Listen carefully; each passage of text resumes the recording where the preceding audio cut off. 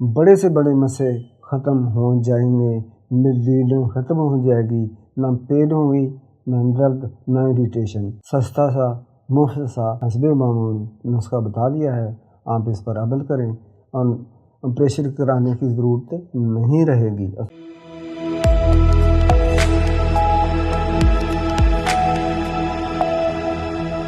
बवासीरी मसों की अमराज बहुत बुरी चीज़ है।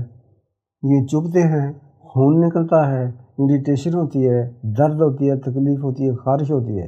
और इनमें से जब खून निकलता है तो वो भी अज़ियतनाक हालत होती है। दवाई बताता हूँ, खाने की ज़रूरत नहीं है, आपके बच्चे ठीक हो जाएंगे।